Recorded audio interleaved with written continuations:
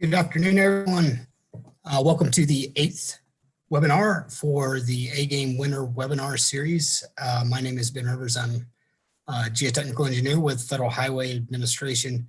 We have a great lineup for you today for this webinar. A look down the hole, optic and acoustical televiewers. So just as we get started here, our lineup today, great speakers for today. We have Rob Garfield with Hager Richter, who is going to give us some fundamentals of the televiewers and a case study as well. Georgette Hlepas will give us a presentation on the Mosul Dam and case study using the Televiewer and other technologies accompanied for that project. And then we have Gabe Taylor and Nick Farny, who will share more of the applications that we're more used to in the transportation arena, looking at cut slopes and other applications. Again, my name is Ben Rivers. I'm with Federal Highway Administration, and Derek Dazenbrock is also with us, helping us with the facilitation of questions. With that, I am going to allow our first speaker, Rob, to put his presentation up, and I will introduce Rob. Rob is an owner and principal borehole geophysicist at Hager Richter Geosciences. He has over 17 years experience in the geophysical profession at Hager Richter and extensive experience with thousands of large and small geophysical projects, budget estimating, preparation of technical proposals and reports, managing field and technical staff as well. Although Rob has been involved in all aspects of Hager Richter's geophysical work, he specializes in high resolution borehole geophysics logging services for engineering and environmental investigations. Rob currently serves on the board of directors for the Environmental and Engineering Geophysical Society, or AEGIS, is a member of DFI, ASCE, SAME, and NGWA, and is a licensed professional geologist in New York and Louisiana. Rob is widely recognized as an expert in the field of borehole geophysics and is a frequent speaker on applications of borehole geophysics. With that, Rob, you have the floor, sir. Great, thank you, Ben. Thanks for the introduction. So yeah, we'll get this started here. So I'm sure that many of the audience here has different backgrounds and knowledge of borehole geophysics and televiewers specifically. So I figured I would just start with the foundation of what borehole geophysics is, what we're talking about here. So borehole geophysical logging, the field of borehole geophysics, is used to characterize what's happening in the subsurface with the use of a borehole. So a borehole needs to be drilled in the ground. Typically, especially when you're talking about televiewers, it's going to be an open bedrock borehole. So you're going to have some sort of casing through the overburden and then an open bedrock borehole below where we're going to run these tools. But what you do with borehole geophysics is you have a surface unit where you have a winch and you lower equipment down into a borehole to measure physical properties of the soil, the rock, the fluid. There are different properties that can be measured on a wire line in the hole. And then that tool can be run down and up the borehole depending on what probes you're running. You might do it both ways for QA/QC. Some tools need to be run down or need to be run up. The data does come up live on a laptop at the surface, and then you use those properties that you're measuring for different purposes. So just to really briefly go over the different logging methods, the standard tools are things like caliper, which is the diameter of the borehole. You can measure different things that relate to electrical properties or other physical properties of the soil, the rock, and the fluid in the borehole. You can measure flow properties where water is moving into and out of the borehole, or using things like nuclear magnetic resonance or NMR, you can determine conductivity and again, other physical properties related to flow. And then what we're going to be focusing on during the presentation today is the optical and the acoustic televiewer logging. There's a number of manufacturers that make these probes. You'll heard them referred to different acronyms. For my presentation, I'll just simply be using the basic optical televiewer, which is OTV, and acoustic televiewer, which is ATV. Optical televiewer is OTV. There may be some, during some of the case studies, you may also see borehole video. And then there's also deviation logging, which we will discuss with televiewer logging because it's part of that process. So with borehole geophysical logging, in a perfect world, you could drive up to the borehole with the logging van that you see here and run it right out the back of the van. This is a van that we operate with my firm, but that's not always the case. Sometimes you're going to be hand carrying the equipment in and running it from remote locations on the side of rock cuts for highway projects, or this is another example of a rock cut project, or you might be running it from an existing structure. So Federal Highway is always pushing the initiative of reuse of existing structures, or trying to understand what the conditions are of existing structures, so you can log it again out the back of a vehicle, or carried in, or carted in on top of a roadway or a bridge abutment, or underneath a bridge on the water from a barge, or inside a tunnel or the basement of a building. These are all scenarios where you can get this equipment in. I always like to say, if you can get a drill rig in to drill the borehole, you'll be able to get the borehole geophysical logging equipment in to conduct these surveys. Specifically talking about borehole televiewer logging, what you're doing with a borehole televiewer is you're looking at an oriented 360-degree continuous image of the borehole wall. That image can be an optical image or it can be an acoustic image, but either way, what happens is when you have a plane cutting through the borehole, you want to see how that plane intersects the inside of the borehole. So what a televiewer image does is it takes this picture continuously vertically and azimuthally, and it unzips that image typically on north. That north can be set as magnetic north, true north, project north. That's something that the user has to enter and specify. So that's a really important thing for you to know, as most of you I'm assuming are going to be end users of this information. You're a geophysicist, or you're a person that's acquiring this data, needs to know what you want as north. But that image is unwrapped, and then what you see as a televiewer image is this projected unwrapped view. So if this was a horizontal fracture or plane cutting through the borehole, this red line would be horizontal. If it was vertical, the red line would be vertical. But naturally, most structures are not perfectly horizontal or perfectly vertical, they're dipping. So when a plane dips through that borehole, it creates a sine wave when this is unwrapped. If you were to wrap this back up, that would be the disk of the intersection of this plane and the borehole wall. And we take advantage of that when we're televiewer logging, because now the amplitude of this sine wave over the diameter of the borehole, you can calculate the dip angle of your fracture or bedding plane or foliation.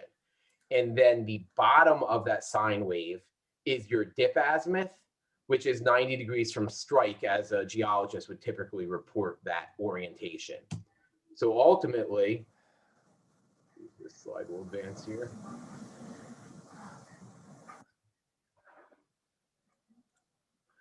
When you look at real acoustic televiewer data, this is what it looks like. So if it was wrapped back up in 3D and then projected into what you see on the televiewer log, you would see these sine waves. And this is what we would use to understand what the orientation of fractures are. Now, you can also use this to just understand the in situ condition of the material. So whether you're logging a concrete structure, a dam, a bridge abutment, or you're in soil or rock, you're going to see the in situ conditions of that material. Unlike when you drill and you have potentially lost recovery, or you have washout, or you have mechanical breaks, What you look at here is what's in situ, is the true conditions in the ground. And that's a real advantage of the Televiewer tooling. So what can you do with this? I've gone into a little bit of it. When you're talking about rock slope stability or foundation design, you can use it for the depth and orientation of fractures, foliation, and bedding, what we call bedrock structures. You can determine the true in situ aperture of those structures. You could also see where you have changes in lithology and rock quality. If you're logging man-made structures, you could determine the quality of them, quality of the concrete. Do you have weathering, fractures, washout? What does it look like at the interface between the bottom of your structure and the bedrock or your soil or whatever may be underlying the structure that you're looking at? Again, I really want to stress the fact that when you drill, whether it's man-made or natural materials, there's a lot of stress that happens to that material inside the core barrel or due from the drilling process. And this Televiewer is giving you an in situ look of what that material is. As with any method, there's limitations. The one obvious one that I already talked about is you need a borehole in the ground to do this work. And that borehole needs to be open. If it's collapsing, you can't do this work. There are ways of dealing with that, and that's why it's really important to have an experienced geophysicist out there running this equipment. You can, of course, find places where you can rent this and do it yourself, but this takes a lot of experience to be done properly and for the results to be of the resolution and the quality that you need. There's a lot of pitfalls here when things aren't done correctly, and you really want someone experienced out there. I think the following presentations will be more from the end user experience rather than myself as a borehole geophysicist. So they'll be able to touch upon some of those things a little bit more, but it's really important that the person running this equipment knows what they're doing. But for the Televiewer logging specifically, you typically need a borehole 3 inches or greater. There are rare scenarios when you can go smaller than that, but it does get a bit tricky and dangerous for the tooling. The tooling needs to be centralized. We're going to show some pitfalls here in a little bit of what happens when it's not done properly. But for the data to look correct and for the orientations to be correctly presented, the tool does need to be centralized. For the ATV, you need fluid in the borehole. It doesn't matter whether that's water, drilling mud, oil. It just needs a fluid. You can't run it in air. And sometimes a borehole won't hold water. For the optical Televiewer, it works fine in air, but if there's water, that fluid needs to be clear. So the water needs to settle or be flushed out. You can have magnetic interference. If you're in rock that is magnetite, it's going to skew your orientations. If you're near the steel casing or a structure or reinforced concrete, it's going to throw off your orientations. And again, you need to know where those are valid and where they aren't. And then borehole deviation concerns. When you core rock, if you see a fracture that looks horizontal, you would think that that's a horizontal fracture. What that actually means is the fracture is perpendicular to the axis of the borehole, but there's no such thing as a perfectly vertical borehole. So with Televiewer logging, you actually measure the orientation and angle of the borehole, and you can correct your structural orientations through the post-processing software so that they are true dip angles and dip azimuths and directions. So here's some real data from a recent project that we did that I'm actually going to be showing as a case study later on in this presentation. And what you'll see here is once you get above the water level, you can't get ATV data. I should also point out with the optical, it's very obvious. You're looking at a true color image. With the ATV data, you get 2 images when presented properly. You get the amplitude of that image and the travel time of that image. With amplitude, you're going to see any change in the density, texture, strength of the rock. So where it's softer and weathered, it's going to be darker versus where it's super competent. You're going to see infilled fractures and hairline fractures and open fractures. Your travel time image in your ATV data will only show you features where it's an open fracture. So here, where you have a hairline fracture, you could see it in the amplitude. You could see it in the optical. You can't see it in the travel time because it's not open. But where you have an open fracture, you could see it in the travel time and the amplitude. And then we take this travel time data and create an acoustic caliper, which is the diameter of the borehole based on the 2-way travel time data. But again, the point of this slide is to show you can't get that amplitude, travel time, or caliper data for acoustic caliper in the air, but you have beautiful optical data. Conversely, if you're in water, if you can't see through it with the optical televiewer if it's cloudy. So this was a case where this was the ambient water level in the borehole. So we got beautiful optical televiewer data above the water. We couldn't see anything below. When we ran the ATV, we would have only been able to see below 12 feet in the water, but the driller was able to fill the borehole with water, and we were able to get continuous ATV data throughout the entire borehole. Conversely, in this hole, when we tried to fill it, the water just drained out through this large fracture set, so we only got data in the air-filled portion. But this is why the data sets really complement each other very nicely, and it's important when you can to get both. And here's an example of two issues. This is what decentralized ATV data looks like. I see it all too often on televiewer projects where the person running the tool just didn't centralize the tooling properly, and you get this highly banded vertically where you're close to the wall, far from the wall, close to the wall, far from the wall. And not only is this not visually pleasing, but it also means that your orientations are going to be skewed. When the televiewer isn't in the center of the borehole, there is no way to properly correct for borehole for that skewing it does to the orientations. And that's really important to know. Now, this also will happen if the casing is smaller than the open bedrock because you can't centralize properly, or if the borehole is skewed to an oval. So this isn't all user controlled, but quite often it is. And you'll see it's not as visible in the optical data. This is a much more sensitive thing for the ATV travel time data or amplitude data. The travel time where you can actually correct for centralization.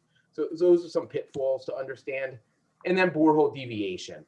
No one ever thinks about this, but this borehole was drilled vertical. It was under 300 feet deep, near the surface. We were less, or at 20 feet even, we were less than a degree from vertical. And the drift was only a couple inches to the south-southwest, and there's no vertical loss, true vertical depth. So TVD is your true vertical depth. That's the difference between the length of the borehole, which is sometimes referred to as depth, and the true vertical depth.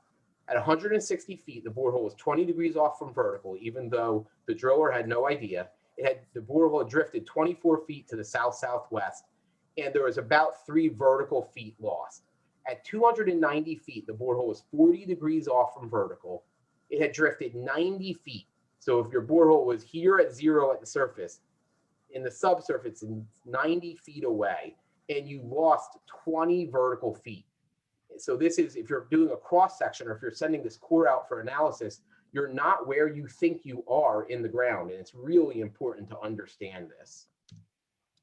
Here's another example of showing how you can show the data and how it complements each other. You can show it in 3D core format. You can show it side by side. You can see how it would be hard to tell if this was a vein or a color change. But here in the televiewer, you could clearly see that it's a fracture, but it's not open versus these being open fractures. This is data at almost 200 feet deep. It's showing how high resolution the newest generation optical televiewers are when they're run properly in clear water. You can see the texture of the rock. If you were to core this, you would have never gotten any recovery here at all. Here's an example of just bringing the data through. So optical and acoustic televiewer, creating the caliper, looking at some fluid properties and flow, determining our fracture orientations, presenting them as tadpoles, and then blowing up a section of importance and seeing how stabilized it was and how you have the open fractures with some calcite infilling. Here's a more discrete zone. And here's a zone where you have some really good competent rock, just showing some bedding planes. Comparing this data to a core. So here was an example where they had almost 100% core recovery. Here's the televiewer data from part of that. You can see this specific fracture in the core and in the televiewer data. This is great when it all comes together. Unfortunately, on this rock slope stability job, here was a case where you just weren't going to be able to do that. When they started excavating for this new rock cut, they were getting these huge rock falls. So they wanted to decide how to design their cut, how to stabilize the rock face so they didn't have these conditions where you were endangering an operator and having rock falling onto the existing roadway. But when they cored through this loose material, they had very poor recovery, very low RQD. But with a televiewer, you can look at this data and actually see it in situ and recreate the orientation of these fractures so that ultimately you can put together these statistics plots. So here's a low hemisphere stereogram of your fractures. Same thing with your bedding. It could be done if it was foliation as well. Here's a Rose diagram of your fracture or dip azimuth, and here's a histogram of your dip angle. So ultimately on this data set, you have three fracture orientations. Your primary fracture orientation is shallowly dipping, and it's parallel to bedding. You have a secondary set steeply dipping to the southeast, and a third set steeply dipping to the northwest, parallel to bedding.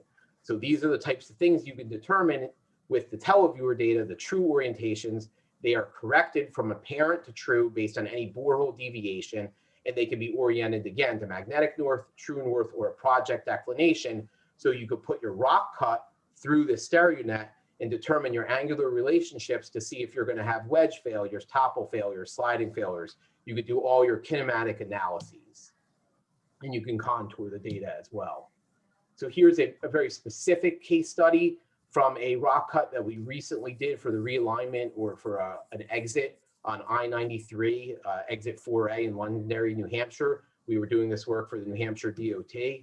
This is the location of the site where they wanted to put the rock cut in for the exit ramp. Here are some site photos of us pulling in with our logging van to conduct the work. And this is the real data. This was the optical Televiewer data we acquired. Here's the ATV data. Again, no ATV above the water, but we had nice clear water. It did get cloudy at the bottom where we switched to having to rely on the ATV. And then here's the structural orientations we picked. We made our acoustic caliper plot. We created our tadpoles, corrected everything from apparent to true based on borehole deviation. And then we made these statistics plots. So again, you can see we have a primary fracture orientation dipping to the southeast, parallel to the foliation of the metamorphic bedrock. And we can contour that data so that the client can then take this and do their kinematic analysis. Really quickly, as I move into getting to our next presenters, I just want to show that you could also do this in man-made material. So this is at 40 feet in an existing pile for a bridge deck, and you can see how well bonded the concrete was to the bedding. When the client had this drilled, the core just broke up. The concrete crumbled. You couldn't see what the bonding was, but in situ, you could see with the Televiewer, you have really nice quality concrete, well bonded to the bedrock. Here's a scenario where you had good quality concrete and good quality bedrock, but there was a 1-inch void at that bond. Here was a scenario where there was a 1-foot gap. Again, really good concrete, really good bedrock, but a 1-foot missing concrete interface. And this was a recently poured secant pile wall. And they noticed as they excavated below that wall where it was supporting the rock, they had these voids in the concrete. And what happened was the riprap wasn't washed away before the concrete was poured, and you ended up with these voids at the top of bedrock. And we did this for a series of boreholes, and you could see in some cases you had bad concrete, in some cases you had good concrete, but in many cases this bond between the concrete and bedrock was not there. There was missing material, and you could see some of the natural fracturing in the bedrock itself. Again, this is a case where you had really good concrete, you had some minor fractures and weathering in it, but there was some highly weathered bedrock itself, where if this starts to settle, the concrete might have slumped in or poured in, and you would have those voids like you saw on the previous screen. And then here's an example of some really old concrete. This was a 100-year-old structure, and yet we can see the aggregate. You can see where there's no aggregate. Here's a fracture in the concrete. Here is some really weathered material and soil below the structure, but you can determine this in situ, what your material looks like. You can put it all together. So this was a scenario where we were given the core log. So here are the core runs. You can show recovery, RQD, rock types, provided next to all your borehole geophysical data. You can show transmissivities from Packer testing, and you could integrate all of these results. Borehole geophysics on its own isn't valuable. It's valuable when you bring in all these traditional methods and integrate the results so that you can understand what's happening in the subsurface. And you can also integrate things in between boreholes using things like surface geophysics. So whether it's electrical resistivity or seismic data, you could show the rock surface and fractures and how they intersect in between boreholes to really show a picture of what's happening in the subsurface, so you can use this for your engineering purposes. I hope I didn't take too much of your time here, and hopefully this is a good foundation to move forward to the next presentations you're about to hear. Great. Thank you very much, Rob. Excellent overview of this technology. And you you have quite a few questions that popped up during your presentation. Feel free to answer those as the presentations continue. I do want to remind our audience one thing that we have recognized is that the question answer pod is much more friendly to questions so that people in the audience can actually see the questions being asked. So if you do have a question, please use the question answer pod. There were a few questions that came in the chat pod, which is okay. We just need to make sure that you see the questions being asked because not those come directly to the panelist. With that, I will ask Georgette, if you want to go ahead and load up your presentation, I will introduce you. Dr. Georgette Hlepas is the National Geotechnical Policy Advisor for the U.S. Army Corps of Engineers and is located in the headquarters office in D.C. She is also the lead for the U.S. Army Corps Instrumentation and Performance Monitoring Community of Practice and is the chairperson for the USSD Monitoring of Dams and their Foundations Committee. She has over 14 years experience in geotechnical engineering and instrumentation and has worked on a variety of projects, including dams, levees, and confined disposal facilities. Georgette has her PhD in civil and materials engineering from the University of Illinois in Chicago, or at Chicago, and is a licensed professional engineer in Illinois. With that, Georgette, you have the floor. Thanks for the introduction, and Rob, great presentation because it really leads into a lot of the things I'm going to discuss here. So good foundation discussion. So the Corps of Engineers has used televiewers in a variety of projects for exploration, verification, and construction. I thought it'd be fun to talk about the use of it at Mosul Dam because it's a unique project, and we really had some lessons learned, but really used the tools, I think, to take advantage of their capabilities. So I'm going to give a brief overview of Mosul Dam, just to give context of where we're at in the geology and what we're doing on site. Talk about the applications of the televiewers and lessons learned, focusing on subsurface characterization, grouting, program quality control and insurance, and then instrumentation inspections. Then I'll go over some conclusions. So Mosul Dam, it's located in Iraq. It's the largest dam there. It's the fourth largest in the Middle East. It's located upstream of the city of Mosul, about 50 kilometers, and then 350 kilometers upstream of Baghdad. The purpose of the dam is water supply, irrigation, hydropower, and flood protection. Has a capacity of 11.1 billion cubic meters, and the hydropower plant is rated at 750 megawatts. Folks on the call are probably like, well, we're transportation folks. We don't much care about dams, but this one does have a road. It goes across the entire embankment dam, and there's also a service spillway. There's a bridge there. And there's also features, tunnel features that convey water from the upstream side of the dam to the downstream through the hydropower intakes and through the bottom outlets. So I think there's a lot that is relevant to the transportation industry, especially when it comes to the subsurface explorations and some of the things I'm about to talk about. So, the dam was recently completed when it comes to dam history in 1985. Very well designed embankment dam, 2.21 kilometers long and about 113 meters tall. Folks who are unfamiliar with dams, this is a generalized section of the project. From modern dams, it is a modern dam design. It has a embankment core that's of low permeability, and it has what you would include in most modern dams to protect from seepage problems from upstream to downstream. But there's one really, really unique thing about this dam that you don't find in most dams, and that's what the red arrow is pointing at, and that's the grouting gallery. You don't normally have these constructed as part of the design. However, the designers knew going into this project that there was a lot of concerns with the foundation. It had a lot of layers of gypsum and anhydrite that's a solution over time, and form karst. So I think a lot of folks on the call are familiar with karst formation. They're problematic in roadways, and they're very problematic for dams. So there's, of course, a concern of seepage and piping and having internal erosion of the material into the foundation and leading to a potential failure. So designers early in the project identified this concern and put in a grouting gallery, and that permitted the ability to put grout into the foundation continuously over time to lower the permeability of the foundation and protect against internal erosion.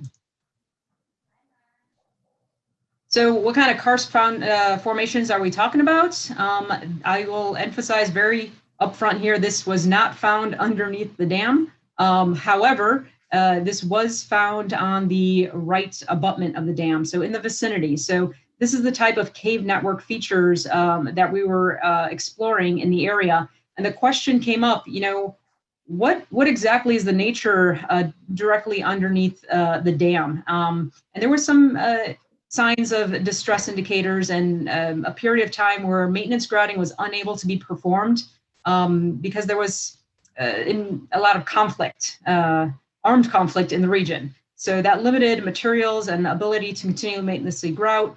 And so over time, the question came up, well, with lack of continued maintenance grouting, was something like this on the way to being formed underneath the foundation?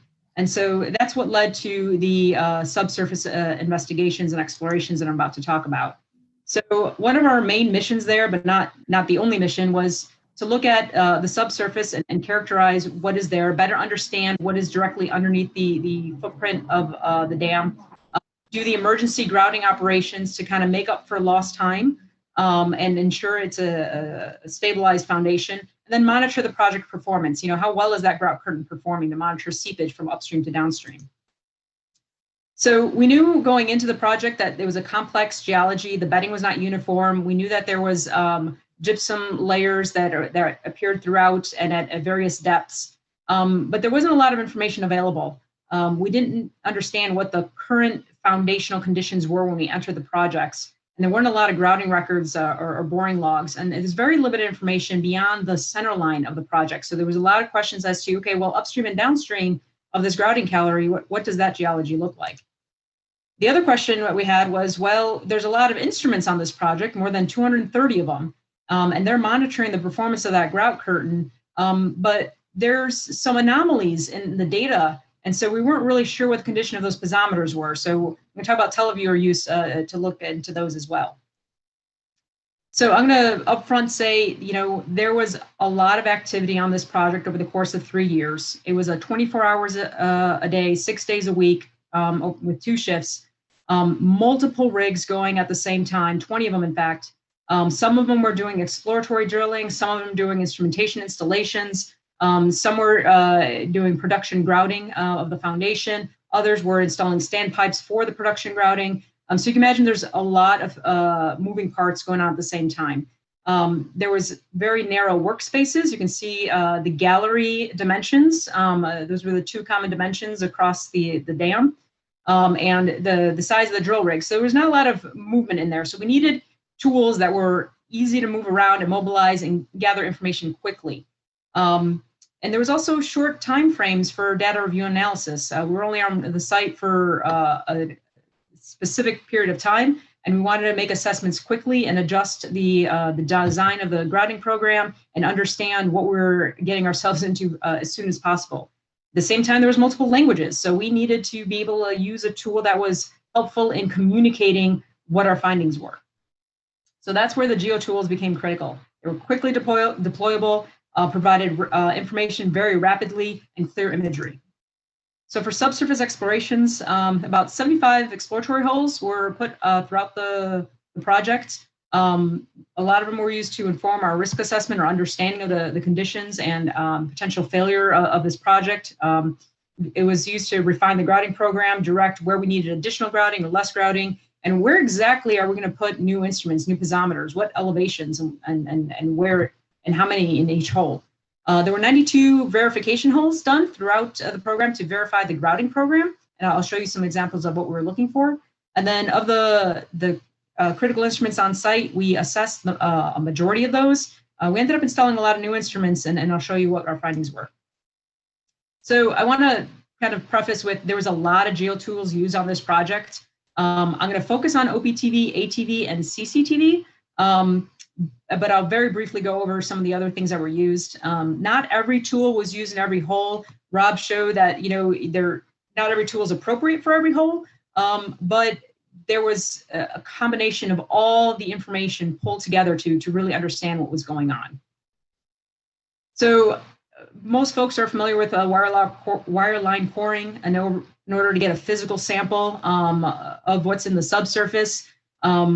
These are great. However, there was a lot of activity on the site, and it was relatively slow drilling and slow to core and pull the information from the ground. Rigs weren't always available.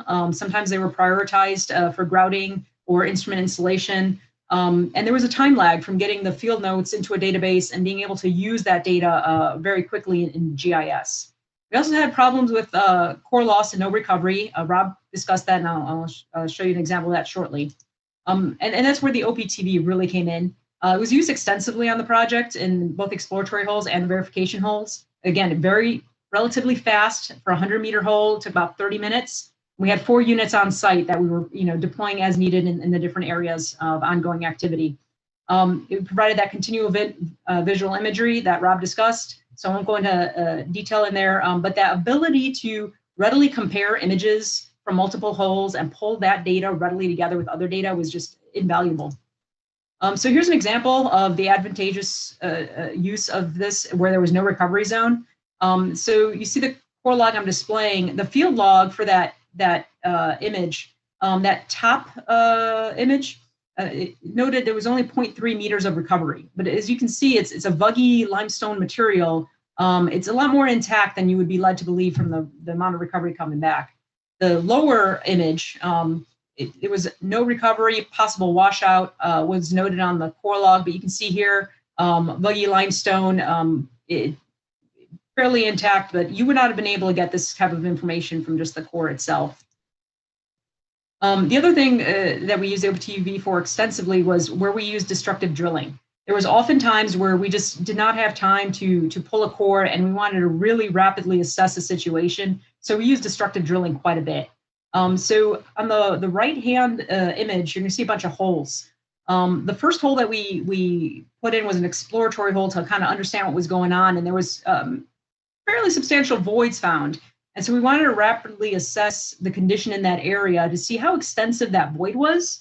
So we filled that borehole up with grout and monitored the grout take and the grout volume. And then we set out a schedule to systematically put in a bunch of holes nearby very rapidly, put in the OPTV to identify void features and extents, and then backfilled with grout. So we used the OPT imagery along with the grout take to understand how extensive or not the problem area was.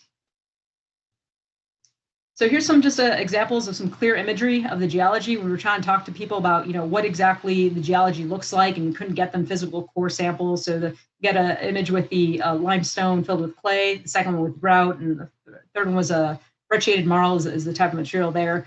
But I want to point out that it wasn't very easy up front just looking at an image to say what exactly you were looking at. It took practice and experience to really become well versed with what you were seeing, especially when it was gray clay compared to grout. Sometimes they were very non-discernible. Even with the core sample, the physical sample, we used phenolphthalein to tell the difference. So it took a lot of practice and comparison with actual physical core to get a good idea of what exactly the image is saying. So it goes back to Rob's point of, it's not just one tool. You need to use multiple tools to really understand what is happening. But you see how clear the image is here. We would take these images and send them back to leadership and folks who weren't able to travel to the site to get them an idea of what exactly was there, since we couldn't get them a physical image or physical sample right away. So here's a couple other images pulled just to display the clarity of the geology that was there. And the cavity features that showed up, and this is where we were kind of interested is, were there cavities? How extensive were they? Were they neighboring each other? Were they near this gypsum solutioning feature that could be potentially dissolutioning over time and causing a problem? So that's the purpose of the slide, just to kind of show you the variable geology and how you can readily pick it out. So this is an example of use in a verification hole. So we drilled a hole twice. Once just before grouting, and we took a OBTV image of the borehole, and then we grouted the hole, and then went back in and did a second OBTV image. And you can clearly see before grouting, some little openings, cavity features here that after grouting were clearly filled up. And this was the type of invaluable information that we were able to pull and verify that the grouting program was being successful. Here's another example of a slightly larger opening where there's a cavity feature before grouting, and then after grouting you see fill with grout. You'll notice it's a little pinkish. We did use red dye that watered down and turned pink, and that's where that pink color is coming from. But I will note it wasn't always perfect. There's a slight offset in these two runs done one right after the other because of the offset at the top of the hole. But you could clearly see the grout presence and be able to visually see where they would line up. So here's an example of the use of the OPTV data in correlation with GIS, and I think it might be of interest to a lot of folks here. So what I'm showing in the picture is a spillway profile view, where you can kind of see the training wall. The gallery ran through the foundation of the spillway, and it's a concrete structure, and the foundation is concrete. But what we weren't sure about is the concrete extents and what that concrete interface looked like with the geology. This is supposed to be a limestone, and then there was another geologic unit over here too. So we weren't really sure what was going on. So we went ahead and we did a bunch of holes in a fairly closely spaced, and took OPTV images. You can see, and I'll zoom in a little bit real quick there. You can see the blue is the casing, and where the casing is embedded into the concrete.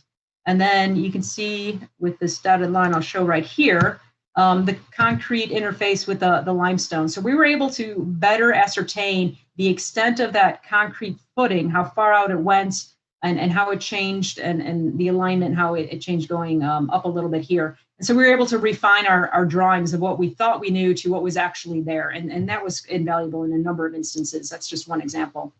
Another usefulness is sometimes questions arise. Sometimes someone will ask the question of, did an exploratory hole penetrate a tunnel?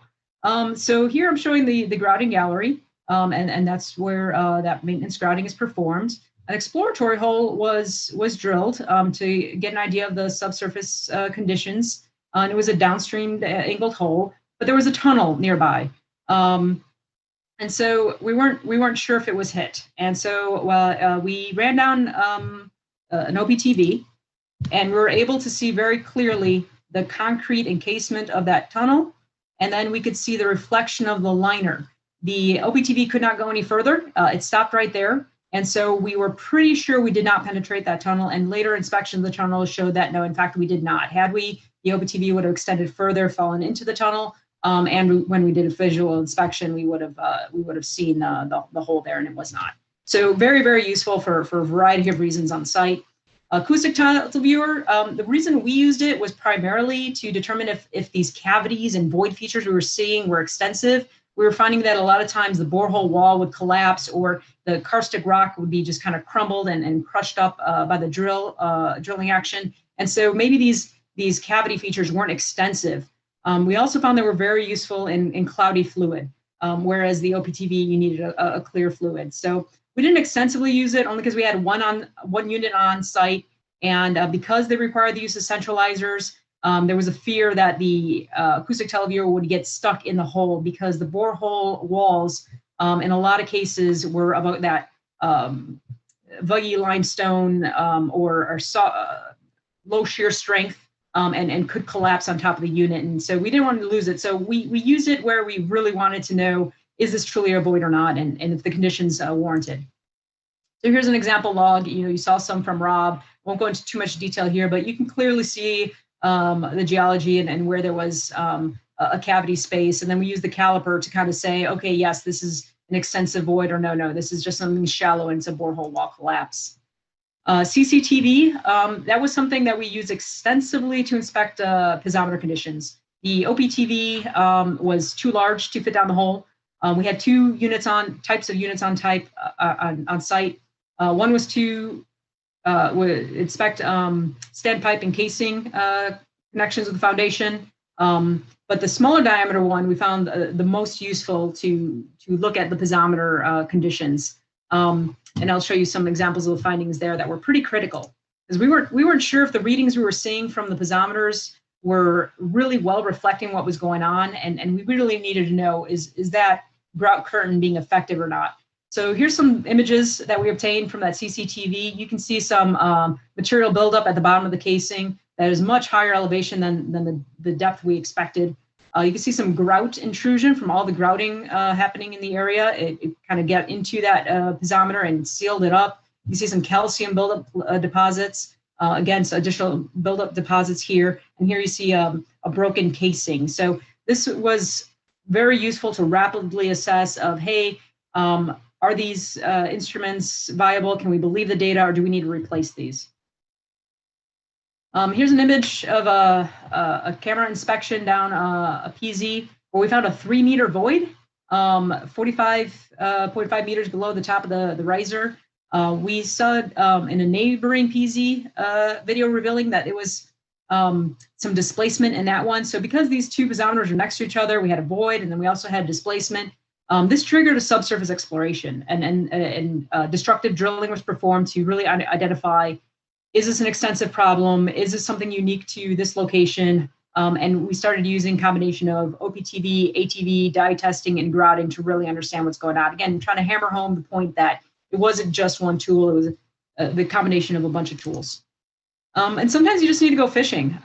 You lose things down holes occasionally, like, cabling for your instrumentation. And if you happen to have a fishing rod on site, because it's a dam project and why not, the CCTV was invaluable in being able to help us get those cables and not have to re-drill a hole and lose all the instruments that were just installed. Okay, other geo tools I keep harping on. Yeah, there's a lot of things that were used on the site. I'm going to discuss really briefly here, but the idea again is taking all that available data, and for us, we use GIS extensively to overlay the variety of information to understand what is a concern, how do we prioritize that concern, how do we adjust our grouting program to make sure we mitigate those concerns, etc. So flow meter, this is typically used down a hole to monitor vertical flow, but we found it very useful to look at horizontal flow. We didn't really know the exact amount of flow that was happening, but we did see an uptick in the flow measurement where there were cavity features and there were water producing. So that was used extensively on the project to kind of verify void features and their water producing nature. Measurement while drilling on site, we called it drilling parameter recorder. This was a very useful tool to really look at, the speed, RPMs, rotary, and torque during drilling, and using that data to kind of identify where we have potential open zones or problem areas. And we correlated this with core logs and OPTV and flow meter results to confirm the presence of a void, and then go back in later to confirm that, hey, did we seal that up or not?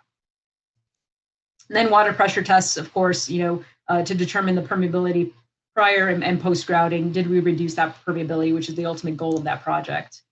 Dye tests were used in a few areas where there was some suspicion of hydrologic connection of void features. And so that was a useful tool on site, although that's an entire another presentation, so I won't go into too much detail there. A lot of lessons learned, so we'll go over some of those. And Rob said it, and I'm going to say it again, trained operator is essential. They really kind of need to know what they're doing. So initially on the project, when we first started up, there was a learning curve on folks using the tool and the data processing, the reporting, and then even reading the images and understanding them.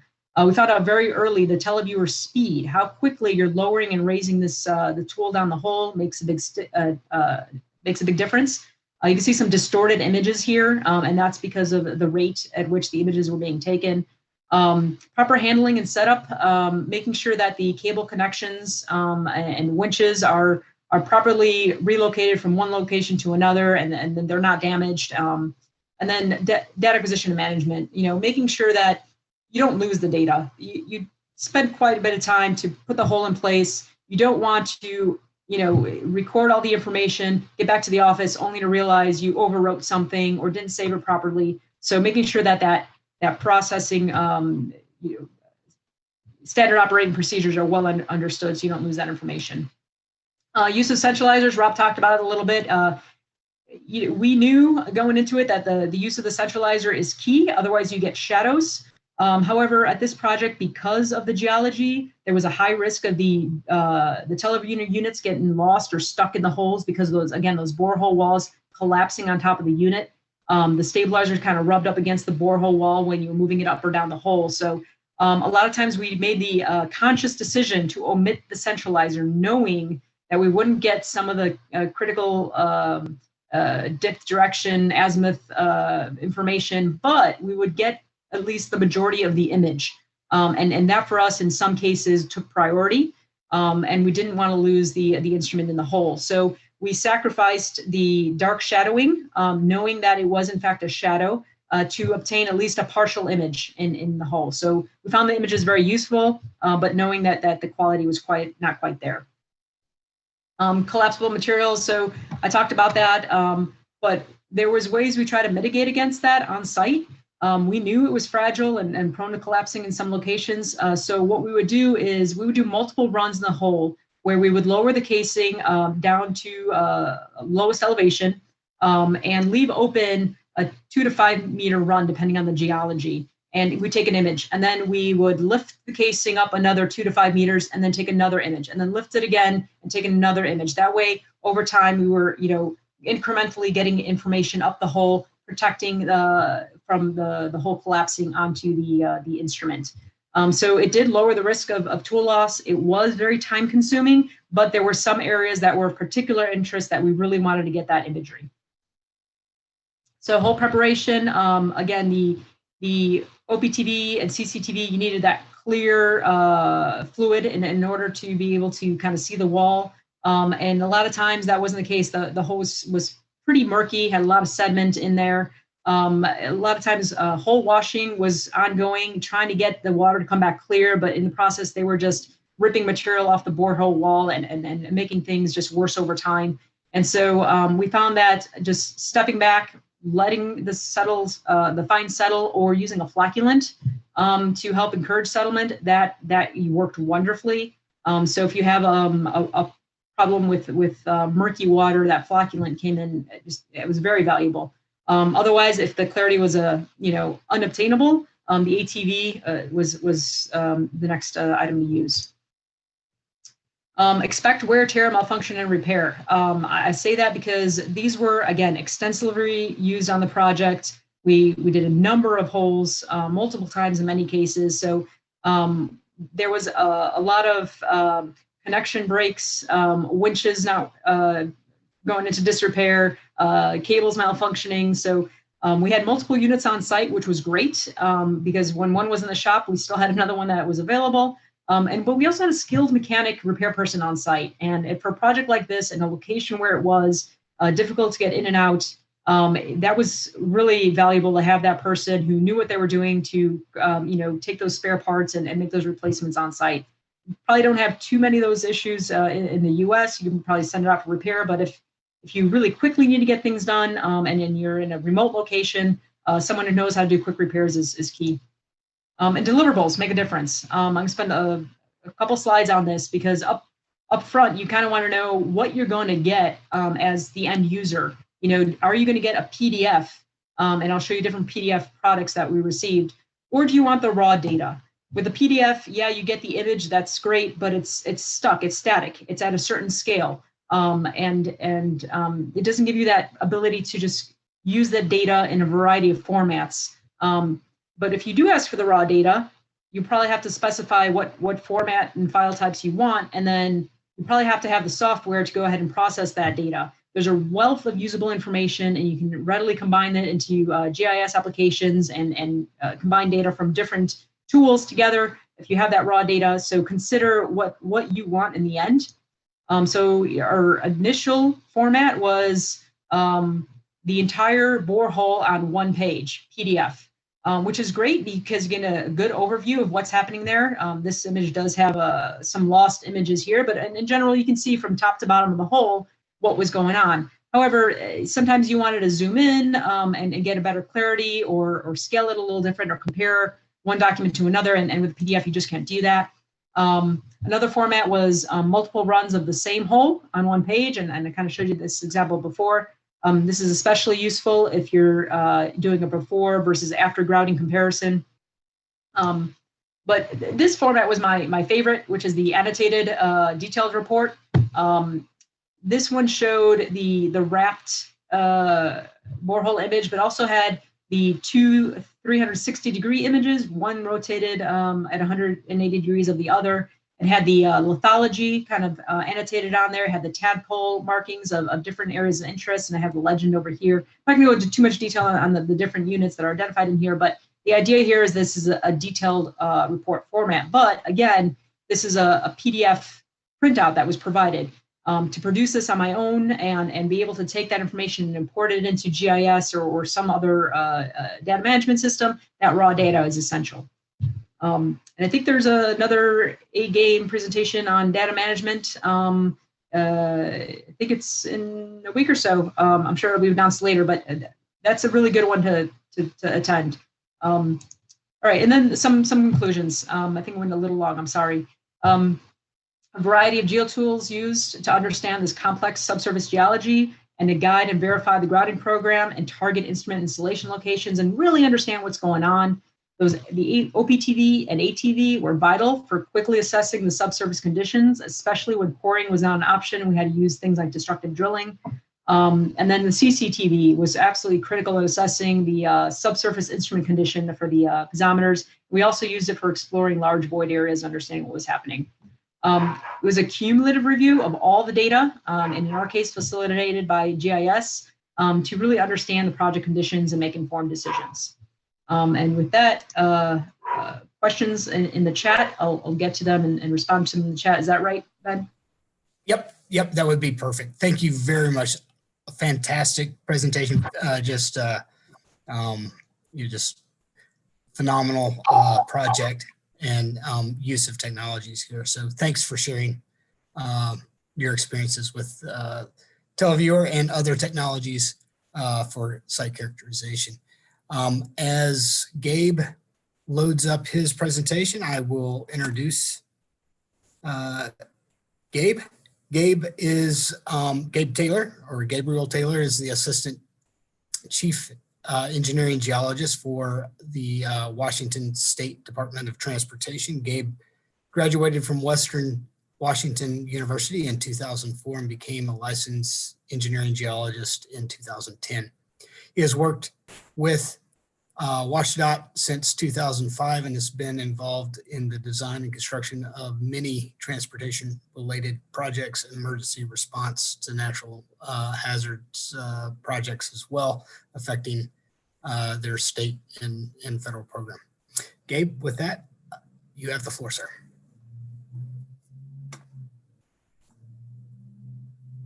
You are on mute.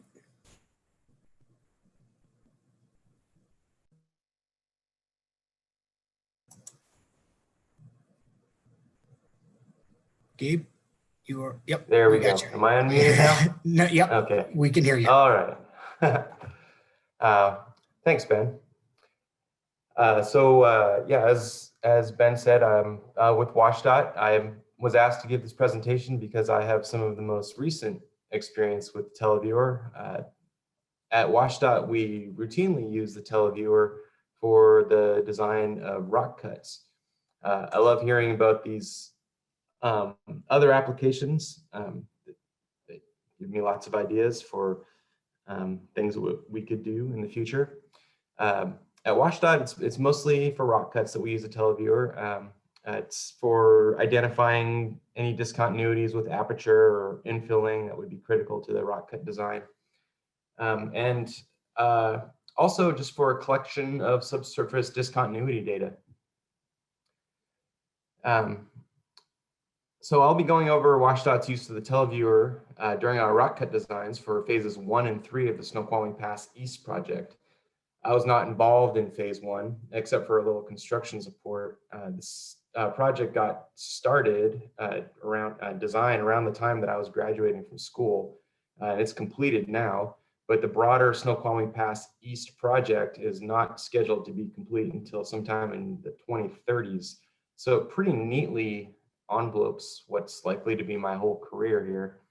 I've been involved in phases 2 and 3 pretty heavily, and so I'll be talking about phase 3 as well as phase 1 a bit here. Snoqualmie Pass, to orient everyone, here's Washington State. The Cascade Range runs north-south and divides Washington into a west and an east side. I-90 is the main cross Cascade corridor in the state, and Snoqualmie Pass is at the top of that, where it goes over the Cascades. The broader project has been broken up into several phases, but it's 15 miles long and it stretches from Hyack, which is the little town at the summit at the pass, down to Easton. Passes by these two large lakes, Keechless Lake and Kachis Lake. Here's a digital terrain model of the project area. You can see the two large lakes. They're gray in LiDAR here, but hopefully you can see Keechless Lake in the upper left on the left side of I-90 and Kachis Lake over on the right side of I-90. But mostly I wanted to point out these two mountains that are involved because of the rock cuts. Keechless Ridge is to the north in this image, and it's generally much steeper than at Mablis Mountain, where it drops into Lake Keechless along I-90. And the rock cuts along Lake Keechless had to be cut fairly steep just because of the geometry there. And these were really quite challenging. Mablis Mountain, on the other hand, is generally less steep along I-90, where the freeway transects this bench-like foothill along the southwest flank of the mountain. The rock quality is variable, but generally poor throughout the entire project. The rock quality on Mablis Mountain is particularly bad. And there have been rockfall related fatalities in the Mablis Mountain area. Those slopes were mitigated prior to this project. So it's been broken up into 4 phases. Phase 1 was actually subdivided into several parts, but it's shown here along Keechless Ridge and Lake Keechless. This is where we had a semi-famous snow shed, which has now been replaced. The rock cuts here are fairly long and over 100 feet tall in places, and these cuts required extensive reinforcement. We're talking pattern dowels, rock bolts, horizontal drains, shotcrete, as well as containment systems. And these cuts were really challenging and really expensive to build. Phase 2 has some rock work, but the geometry there allowed for some flatter cuts. We use the Televiewer there, but I'm not really going to be going into that today. Phase 3 is a much larger, longer project, more similar to phase 1. We expect this to go to construction this summer. There are several significant rock cuts in this phase, but fortunately we have much more favorable terrain here than we did in phase 1, allowing for flatter cuts, which is the preference of the engineers who are still dealing with change orders and paying for phase 1. And yes, phase 4 is the gap between phase 2 and 1. And there's very little rock work expected there. Here are a couple photos from the exploration work associated with the phase 1 rock cuts. You can see the drill in the main photo there on top of that rock outcrop in the upper left. So if you're going to set a drill in a location like this, and you are going to hire a consultant to come and Televiewer it, you better let them know that it's, the access is difficult. In some cases, we were able to use a man lift to get the Televiewer and the equipment up to the boring. But in most cases, it was a trail. drill crew had established trails going up and down this mountain. And in some cases there were ropes, just, hand ropes to hold on to. But this was a lesson learned. You definitely want to communicate these kind of access issues to whoever is going to be running the televiewer. Turns out that stuff's kind of heavy. Here's a cross-section sketch from the field exploration planning during phase 1. So this goes back a ways. We typically drill our rock cut borings just behind the cut line. So you can see here that there is the widening into the mountain. And then we have this fairly steep 1/4 to 1 benched cut that goes up. And the boring just behind that cut line. And the reason for that is so that you can get information on the rock that will be left behind after the excavation. We use the Televiewer on most of these borings. As I recall, we were working with a consultant, Crux. Many of you may have worked with Crux. I think of them as a difficult access drilling operation. They do helicopter drilling, but they also have a Televiewer that they hire out as part of their service. They call it COBOL. We also conducted seismic refraction along the line between all these borings to evaluate overburden thickness. So the Televiewer setup was fairly typical, I believe. The spool and the pulleys set up, and yeah, the main trick, like I said, was just getting this equipment up on site. The deliverables included these nice figures. Here's just an example figure from the snow shed location. There's a picture of the old snow shed. The deliverables included these Televiewer images, both optical and acoustic, as well. Well, they were correlated to the logs. And the entire project, this portion of phase 1, was divided into design sections. And each design section had a stereo net associated with it.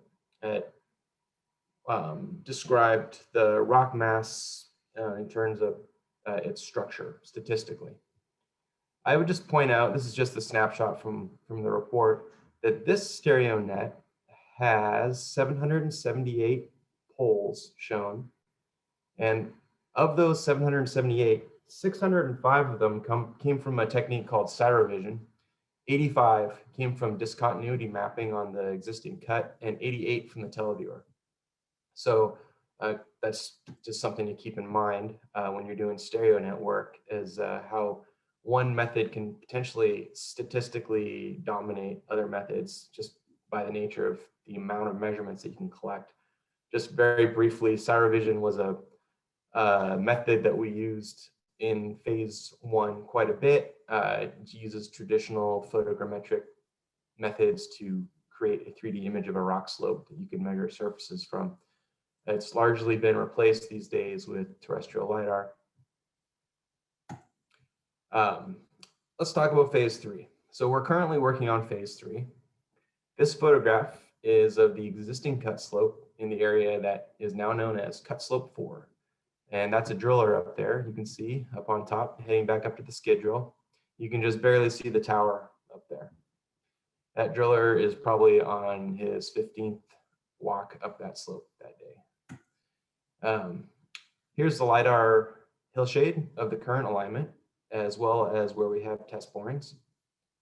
The photo from the previous slide was taken from the base of that large cut that you can see in the shadow on the north side of I-90, near the center of the image. Note this feature that's shown here. It's this bedrock bench feature, sort of a foothill on the flank of a mountainous mountain. The proposal here that is shown, the new alignments will add a lane in each direction and straighten the curve. And this requires widening out into the Yakima River Valley to the south of I-90. On the left side, this blue line is an enormous retaining wall. And then we're going to straighten the curve by cutting the corner there. And so we televiewered these borings.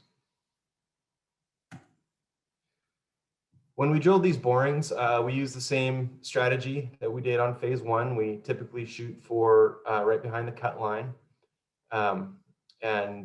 This was to be right behind a 1/4-to-1 cut. Lesson learned in retrospect, knowing that these cuts were likely to be flatter because of the geometry. You can see that this bench feature on the cross section to the left actually goes down in elevation, giving us the opportunity for flatter cuts. I probably should have moved that boring back a little ways. Access matters though. Here, this is actually a photo of the same boring that was shown in that cross section. There's a dense forest right behind it. So they snugged the drill up to the trees. We probably could have taken some of those trees down and pushed it back further. The drill was skidded up this slope, and that's a support truck down there. And this is the same path that the consultant with the Televiewer used. Same photo I showed earlier. We have a geophysicist that lives in North Bend, which, if you don't know, is only 20 or 30 miles from Snoqualmie Pass. He's a kind of a small operation, so the price for the Televiewer may be favorable for us. I'll show a slide on that later. But here's our consultant geophysicist and his assistant operating the Televiewer and collecting the data. I should mention, we did have some discussions with the geophysicist about the poor quality rock. This particular cut is in a slope that's composed of this pyroclastic breccia that's variably weathered and just really crummy rock. And so if there's concern about the hole collapsing and getting the Televiewer stuck, that can potentially control whether or not you can use a Televiewer in the hole. I believe the cost of the Televiewer, I recall anecdotally, was somewhere around $10,000. So you don't want to have to buy a replacement of those too often. Deliverables. We get a memo, a PDF, and all of our discontinuity data is presented in tabular format. We also get the discontinuity data provided to us in Excel format for direct entry into DIPS or StereoNet software, try to eliminate the human error. We also have been asking for the logs themselves of the data in WellCAD files. And whether or not you have WellCAD, there's actually a free online viewer that you can use to view your data. And this takes just like I think Georgette already mentioned this, but takes the imagery from the inside of the borehole wall and wraps it like a cylinder. So you sort of have a virtual core. Discontinuity measurements, dip and dip direction are shown on the right here. Just a few quick words about discontinuity mapping. We always collect any data that's available on the existing rock cut. It's really good to have multiple methods to correlate. I'm a little bit freaked out by the information I just heard about the amount of deviation you can get in a boring, 90 feet, 40 degrees at depth. Anyway, great reason to have more than one source of data that you can correlate. This particular slope, just like to call attention to the fabric in the rock mass. You can see these closely spaced discontinuities that are steeply dipping in red there. And then on the other side, there are these planes that are also quite steeply dipping, and they intersect that first set. We always collect our discontinuity data in the field on sheets like this. We note aperture, infilling, and roughness and shape of the discontinuities when it's pertinent. So that data that we collected is shown here on a StereoNet pole plot, and I will contour that there. So you can see that those two discontinuities those two sets that I pointed out earlier really pop up. And again, this is the StereoNet showing the data that we collected with our geologic compasses on the outcrop. So note this sort of bipolar name you get here. So I'll just step us through some of the Televiewer images. You take the Televiewer data and contour it in the same way. There's 3 of them. And when I combine all the Televiewer data, this is what we get. So it's a pretty good correlation. Here's side by side, Televiewer on the left, discontinuity mapping data on the right. So it makes me feel pretty comfortable with the 2 methods. And it demonstrates that we have the same condition existing in the subsurface that we see on the face. So just a quick little bit of stereo net analysis indicates that we do have a problem here. The combined set creates a wedge feature, which set 1, set 2, just like I showed on the earlier image.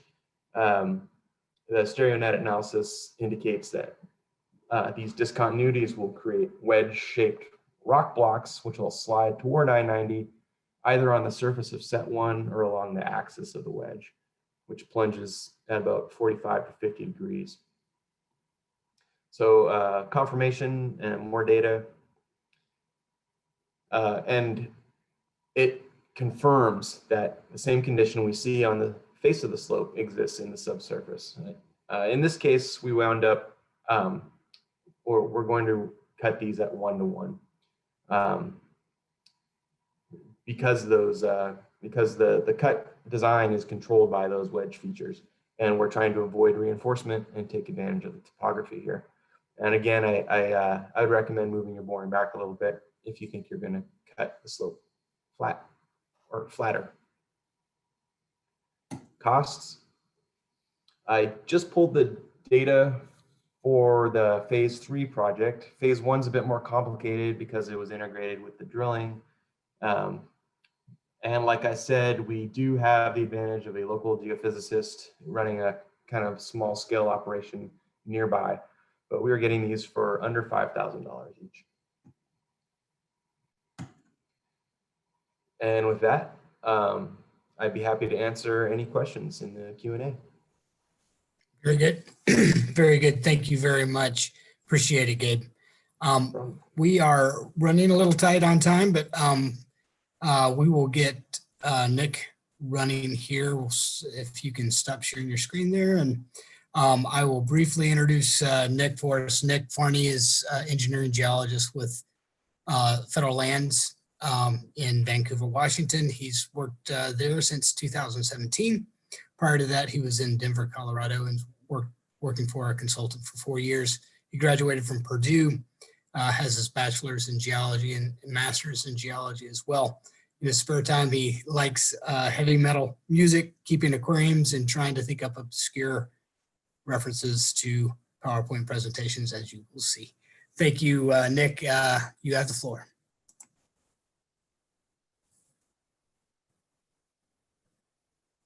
And you are on mute.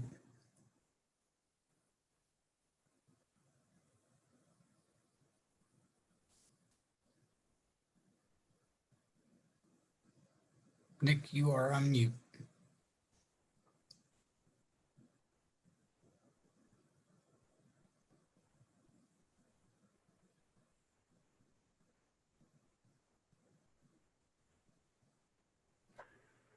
All right, sorry. I had No to worries. stop sharing so I could unmute myself. Apologize. No worries. All right, here we go again. Here we go. All right. Everybody see my screen now? We can.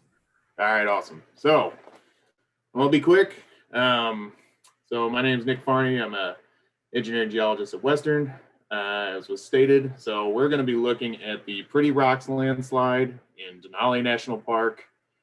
So for those of you that don't know, Denali National Park is essentially one road. It's a 90-mile, a little over 90-mile long road. It's gravel, and it's the only way to get, you know, into the park. It's the only way to see all the major attractions. And this landslide is causing major problems at about the midpoint, at about milepost 45. So this is a landslide that's going to have some major impacts to the park, and we are just now at Western beginning to formulate the strategy for addressing this landslide problem. And one of the analyses use Televiewer data. So let's talk a little bit more about this landslide. If my thing will advance. There we go. Okay. So this sucker is trucking, this landslide. So you can see based on this data is a little out of date now. It's probably faster than this now. But this is a picture taken, you can see the roadway drop here. Just about 3 months worth of time, it's dropped approximately 15 feet. It equates to about 5 feet a month, 2 inches a day. And you can imagine, you know, park maintenance is trying to keep this road open while it's moving this fast. It's becoming more and more difficult, less and less untenable to continue just to rebuilding the road every time deformation like this happens. So here's an aerial view of the Pretty Rocks landslide. The main landslide body I've highlighted here in yellow. This is a lot of landslide debris overlying really weak volcanic ash layers and highly weathered rock. And that landslide debris is between two relatively strong ribs of good rock. We've got rhyolite on the east side, basalt on the right, or on the west side. And we also have, you know, some exposed volcanic ash layers. And so the way I like to view this is like an Oreo. You've got your relatively hard, you know, black cookies on the outside, but in the middle is this ooey gooey landslide debris and weak volcanic ash layers that are causing the movement. So we're going to look at a cross section. So we're going to look at B to B prime along the roadway alignment. So here's B over here, B prime. So you can see that all the rock in here, the rock layers, here's your basalt contact and rhyolite over here. All of these rock contacts are rated at about 60, 70 degrees, dipping towards the east. And here is your main landslide debris mass. Here's your embankment fill. So they're trying to continuously rebuilding the fill in here, which you can imagine you're just loading the landslide every time you rebuild the roadway because the landslide's moving. So it's just a vicious cycle. And if that wasn't enough, we've got ice-rich soils. So there is some permafrost in here, but the park keeps recording increases in temperature, you know, breaking summer high temperature readings every year, breaking records. And what this is it's a deflation problem, right? We've got this permafrost in this landslide that's deflating, which causes subsidence because the melting is occurring, but then the melting is also lubricating your landslide. So it's really a very interesting, complex problem. It occurs in a very bad spot. So it's like you always love these complex problems. But man, this is a problem. So like I said, we at FHWA have been working with Denali National Park to come up with ideas for how to fix this. And I think one of the ones that we are moving forward with is a bridge. So for a bridge, it's going to have to be somewhere around 410 feet long. And the idea is it's going to be a single span, so no piers. And we're going to have to get across this in one span from the east to the west, which means we need really good rock. We need a really good foundation, right, for our abutments. The problem is that this rock, the rhyolite and the basalt, they aren't the best. They aren't the best rock, and that's for sure. So when we're talking about the feasibility of a bridge, we have to think about abutment global stability. So are these abutments going to be stable given the bridge loading that's going to occur? Oh yeah, here's a couple more locations. These aren't all borings, but I'm going to focus on these two. So this is where we got our Televiewer data that I'm going to be sharing with you today. So, like I said, we have a global stability problem. We want a bridge. How are we going to make a bridge abutment stable? Will the load of the bridge cause further instability? And again, this rock is not good quality. It's pretty fair to middling. Target factor of safety is 1.5. That's straight out of AASHTO LRFD. Because we're supporting a bridge abutment, we have to have a factor of safety of 1.5. And yeah, blah, blah, blah. We all know that. FOS, resisting over driving. All right, so the strength of rock. The strength of rock is dependent on two different things. The intact rock mass, and this is typically captured in like a generalized Hook-Brown criterion. So this is, you know, if the rock mass was going to fail altogether, like a circular failure in a soil.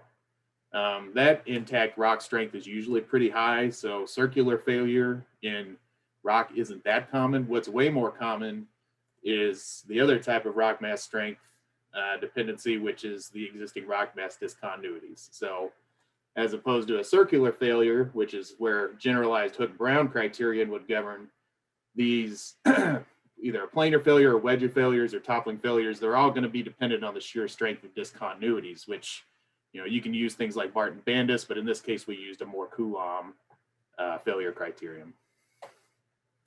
And this is where the abutment Televiewer data comes in. So as has been mentioned in the other presentations, when you do the coring, you know, when you get the rock out of the ground, that's not where it was in situ. It's usually, you know, mechanically fractured. It's usually spun up a bit. Maybe things are washed out or disturbed from the coring activity. This is where your Televiewer data will get you the real in situ discontinuity measurements that you need. So that's exactly what we did with our data. This was done by an outfit out in New Jersey. Came out there with a dedicated Televiewer operator. We did acoustical and optical. This is the optical data from the east abutment. You can see it's picking out all of our discontinuities. So to reduce all this, and this is something you've seen before already today, we did stereo net analysis using the program DIPS. So this is how we get our data. We need to know what kind of stability problems will be introduced by the discontinuities, reduce it into a stereo net, and we can look at that problem. So what did we find? Well, at the east abutment, we have a problem. We have this joint set 5. I know, very creative name, joint set 5. It is this feature that we see mapped at the surface. And just like Gabe was saying, we did some mapping, some measurements at the surface to verify that what we see below the surface and what we see above the surface is consistent. So this is dipping directly downhill in an orientation that'll be very problematic for global stability. You can see it's dipping around 66 degrees in a southwesterly direction, a 250 degrees dip direction. Here's the west abutment. Again, we're taking our Televiewer data, discontinuities, and distilling it using the magic of stereo nets into a set of dips, a set of average orientations for these different joint sets. And you can see, especially on this side, there's a lot of different joint sets to look at. This is a highly fractured rock mass. Did I say this rock isn't good? It ain't that good. So when we look at the west abutment, we got a similar bad actor. We've got this joint set 6. Joint set 6 is a major problem because it's dipping directly downhill towards the landslide. And here it is, again, manifested at the surface.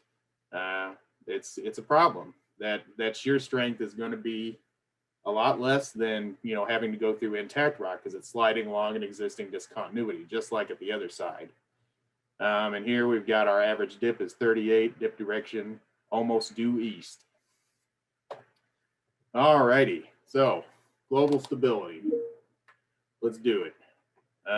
So at the east abutment, again, we're kind of going directly downhill. This is the path of our the movement we're looking for our stable, global stability analysis, and we're on the rhyolite rock. All right, here is the overall factor of safety. You can see that we're getting only a 1.2. We need a 1.5. And the problem is that when the failure surface has this orientation, it's riding along this discontinuity. It's not moving through intact rock. It's actually sliding along a known discontinuity. And that greatly reduces the shear strength for these slices up here in this section of the failure surface. The way you can model that, for those of you that don't know, inside slide by Rock Science, there's an anisotropic strength function. So what this does is it says, okay, if your discontinuity, let's say for this one, is between -55 and -75 degrees. Remember I said it dipped around 65 degrees. Anywhere in this window, instead of having intact rock for your generalized Hook-Brown shear strength, you're actually using a discontinuity shear strength, which is represented by more Coulomb. And this is in general much less than what kind of intact rock strength you're going to get. So this does this automatically. So like, you know, this failure surface will be using a more Coulomb failure criterion for their shear strength, but this one, because it is so similar to that joint, it's going to be using a discontinuity strength, which is only a more Coulomb relationship. All right. So we know our east abutment isn't pretty. We ain't going to meet our 1.5. How about our west abutment? Oh, we're in even worse shape. So here you can see we're not going to make our 1.5 either. We have a 1.1, and guess what? There it is. This is the joint set 6. The shear strength is just not as good along this part of the failure surface as the others, because it's sliding along a known discontinuity, one that we know is there because of the Televiewer data. And there you go. Here's your strength function. You can see the average dip of that discontinuity was around 38 degrees due east. So in this narrow window, you're acting on discontinuity shear strength, which in general is less than your intact rock strength. So conclusions, I'm gonna try to wrap it up here real quick. Acoustic and optical televiewer data is extremely useful for understanding the influence of discontinuities for global stability in a fractured, should say fractured rock mass, not fractured. I don't know what that means. And like Gabe, we use this all the time for, you know, figuring out what we can cut a new slope to, what orientation it will work based on the existing fractures. And we can map those in situ using acoustical and optical televiewer. It's an extremely important tool. Stereo net analysis is my preferred method for reducing the televiewer data. I'm sure I'm not alone in that, but it helps you make sense of, you know, the fractured logs that are typically provided to you by a contractor. What I typically ask is that the contractor provide me with an Excel table that has the dip and dip direction of every mapped fracture. That way I can easily take it and put it into a software program like DIPS. And then you can use your anisotropic strength functions in slide. It'll take a lot of the guesswork out of estimating how strong your rock is, because it will tell you when you're sliding along a discontinuity versus when you're sliding along intact rock. This bridge isn't going to be a slam dunk. This shows us that we're going to have to do a lot of careful consideration of the abutment location, vertical loads, and, you know, probably some more investigation of the strength of the rock mass, especially the strength of the discontinuities, is going to have to be carried out before this project is finished. And last but not least, you can tell we're not going to have 1.5 just from the get-go. We will likely need some kind of ground reinforcement if they want to keep the proposed abutments where they are. Thank you. And I will make sure I look over the chat box and answer your questions. Thank you all for your attention. Thank you very much, Nick.